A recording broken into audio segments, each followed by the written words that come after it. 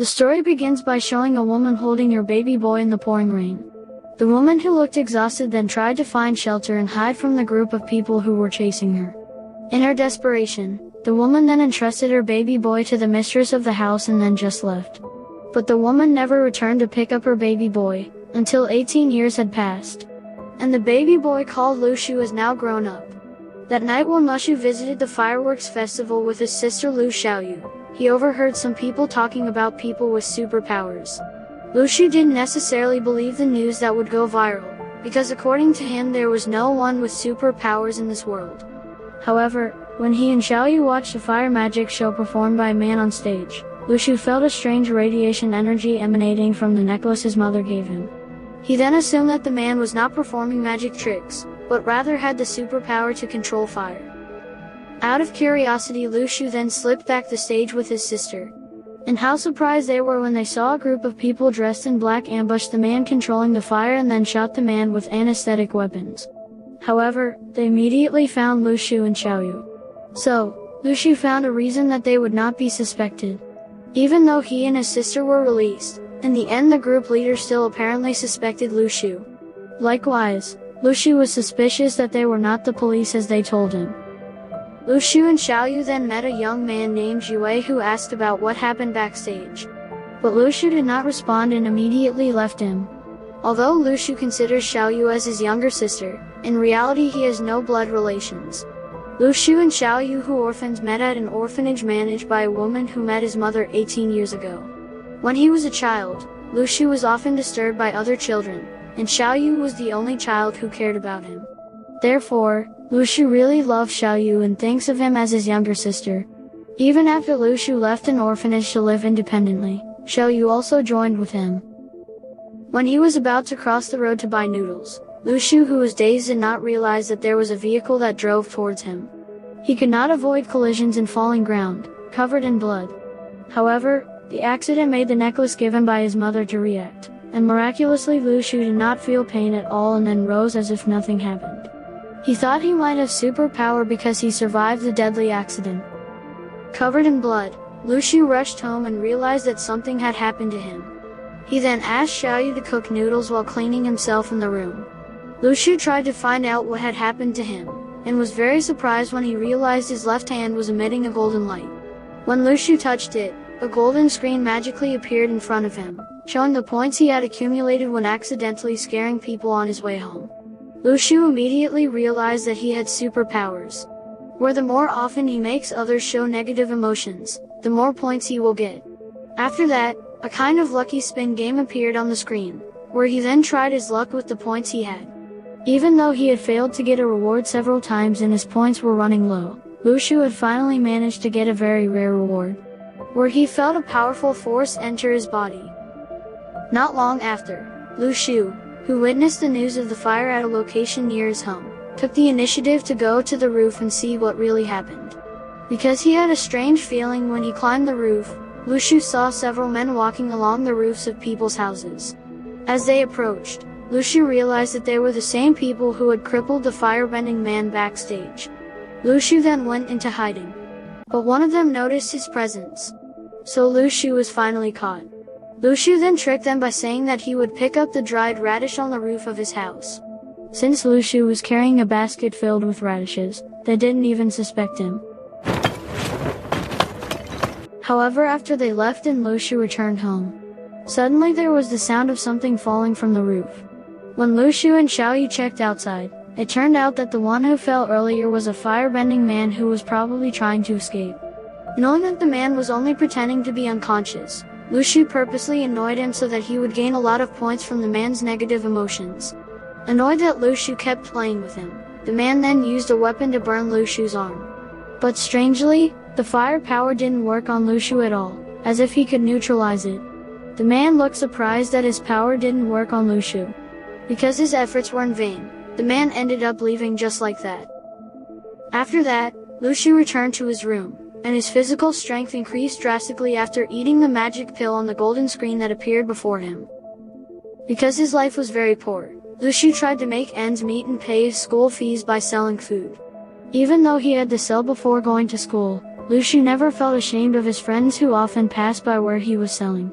When one of the students in his school was about to mock him for being so poor, Lu Shu purposely annoyed the young man so that he could earn a lot of points.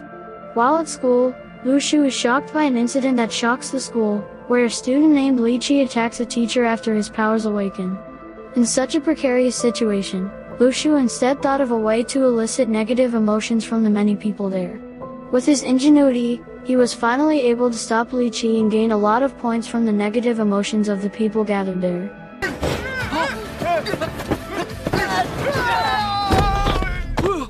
One of his classmates, a girl named Ling Ling, later praised Lu Shu's ingenuity. Although in the end Lu Shu got a lot of points from Ling Ling's negative emotions. After that, Lu Shu and his classmates had to be willing to take their blood samples to see if their powers had also awakened. When he returned home, Lu Shu tried to cure Xiaoyu with the healing pills he got from Lucky Spin. Lu Shu finally got a healing pill after doing gacha a few times and then gave it to Xiaoyu. After drinking it, Xiaoyu finally recovered quickly and returned to health. The next day, at school, the students are shocked by the results of a blood sample test, in which Lu Shu becomes one of those who have the power. Unexpectedly, it turns out that many other students also have strength. The school then formed a special class for them and appointed a man named Zifei as class supervisor. Lu Shu looked surprised when he saw Zifei, because that man was the one who hunted the firebending man. After that, Lu Shu's class has a transfer student named Zhang Shui, who turns out to have awakened his powers and is about to enter a special class. Although he is very beautiful and his skin is very smooth, Zhang Shui is actually a man. At night, Lu Shu and students whose strengths have risen, gather in a place where they will do further tests, to determine their level of strength classified according to the alphabet. After doing the test, Lu Shu turned out to be at the F level, or the lowest level. This then makes it the target of bullying. But he didn't mind, because he managed to make many people feel annoyed with him, which would be more profitable for him. Lu Shu finally showed his super strength to his sister, and began to do a gacha and get items. But the item was absorbed into Xiaoyu's body, making her superpower rise. Lu Shu then thought that the power was destined for Xiaoyu. After that, Lu Shu met his neighbor, an old man who was practicing swordsmanship. The old man offered to teach Lu Shu, but he immediately refused his offer and left the old man just like that. As time went on, Lu Shu went about his usual activities, selling, going to school, and collecting points from the negative emotions of the people around him. One day, Lu Shu got a magic sword after doing gacha. However, he had absolutely no idea how to use the sword. Thanks to the information from Shuyi, Lu Shu finally discovered that Zifei was a member of the World Network Organization. The organization above them was a heavenly network with less than 10 members, which meant they were extremely powerful people. That night, Lu Shu noticed the presence of a member of the Divine Network Organization visiting the old man he left behind yesterday. The old man named Li turned out to be one of the highly respected higher-ups of the Heavenly Network. After knowing this, Lu Shu finally accepted Teacher Li's offer and started practicing swordsmanship with the old man. After Lu Shu mastered several sophisticated sword techniques, Teacher Li then advised him to use his strength to protect and save people. But Lu Shu apparently only cares about his sister and wants to always protect him, because Xiaoyu is the most valuable person to him. One day, one of Teacher Li's best students, a man named Shizujin, came to see him. He invited Teacher Li to rejoin the Heavenly Network and work together to explore the ruins. However, Teacher Li refused, because he did not want to be confused with the Heavenly Network affairs after deciding to retire.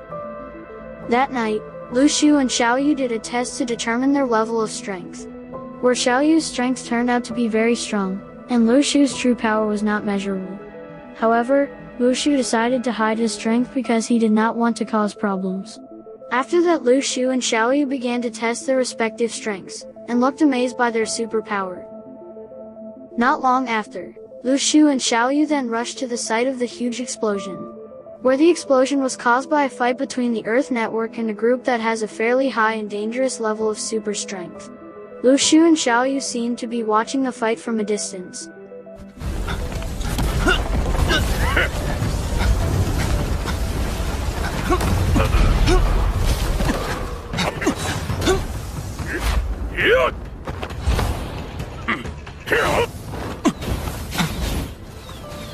After learning a bit about their strength, Lu Shu confidently launched an attack to test his strength.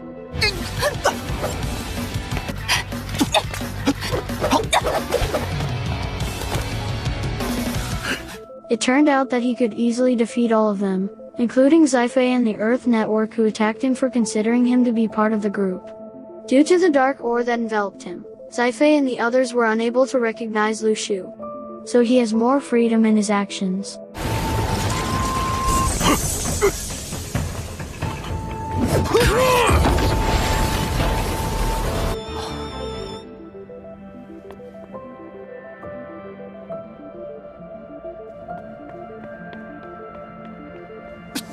After that, Lu Shu took Xiaoyu to a place where she then used her power to gather the energy of the dead.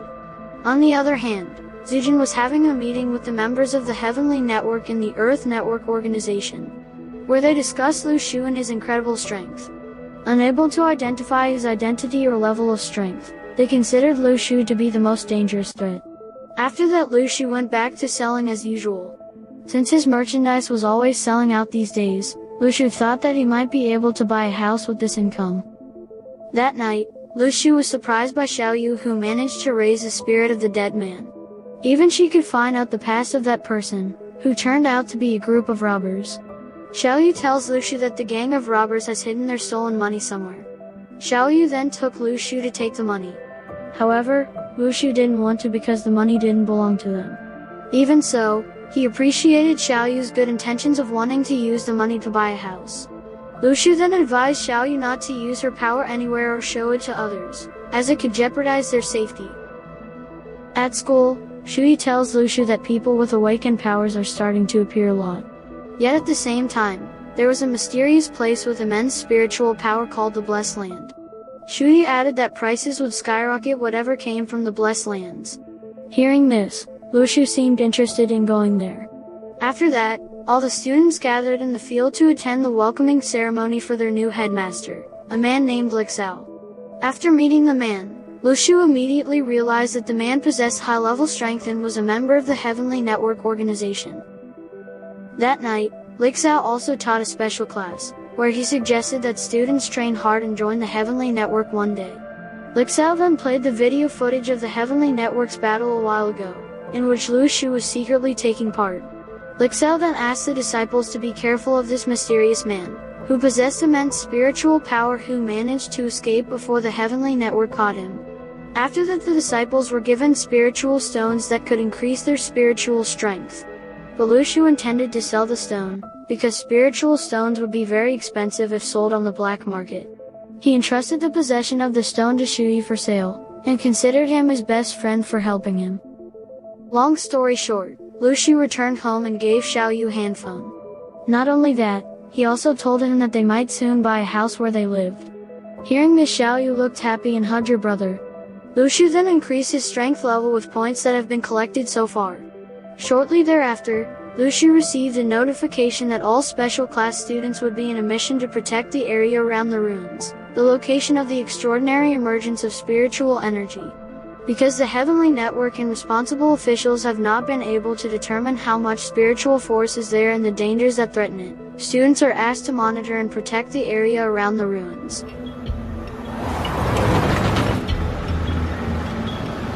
Once there, Zi-Fei explained to the disciples to keep their mission a secret from others, and if anyone leaked the secret mission, that person would be tried by the military court. Because being around the ruins can increase their spiritual strength, disciples are also required to practice. Lu Shu, who had a unique way of training, then took the opportunity to annoy his friends so that he could accumulate a lot of points and increase his strength. Lu Shu was very happy to prank them because they were always annoyed with him, and gave Lu Shu a lot of points with his negative emotions. Elsewhere, Xiaoyu looks worried about her brother, who can't be contacted by phone because there is no signal.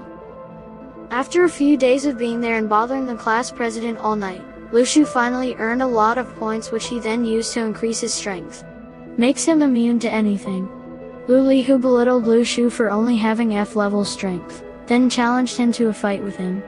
However, Lu Shu could easily defeat him even in a matter of seconds. Zi-Fei, who saw this, then opposed Lu Shu to wrestle with him. After feeling Lu Shu's physical strength capable of defeating him in arm wrestling, Zifei then praised Lu Shu and said he has good potential in the future. Not long after that, suddenly a thick fog appeared which led to the place quickly. The mist turned out to be a portal that could transfer everyone to the ruins region. Everyone panicked while running away so as not to get caught in the fog. Lu Shu and Shui also tried to escape from there, but the two separated and Lu Shu ended up trapped in the rubble. There, Lu Shu was attacked by some terrifying zombies and defeated them all.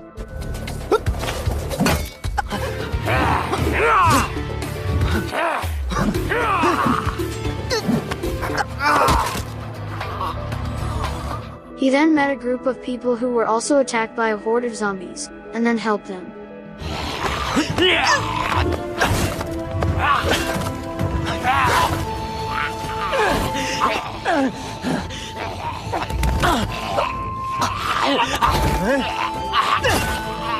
However, because those people didn't help him when he was attacked by the zombies, Lu Shu angrily left them. Lu Shu then explored the place to find out what really happened there. After defeating a few zombies and taking their swords, he saw the flare of light shot into the air and rushed to go there. The light of the flare turned out to be from a young man named Chang Huanyue who was a spy from another country. Chang tried to escape from there, but Lu Shu followed him because he was suspicious of him. Chang tried to kill Lu Shu on every occasion, but always failed. Lu Shu and Chang finally fought and Lu Shu seemed overwhelmed by Chang in close combat.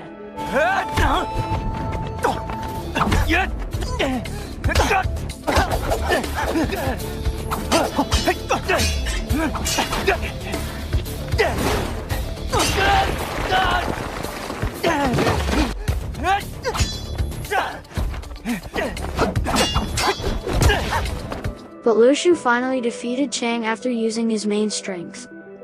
Lu Shu then continued his journey, until finally he arrived in the forest. Lu Shu, who was hungry, finally found an apple tree that was very fruitful.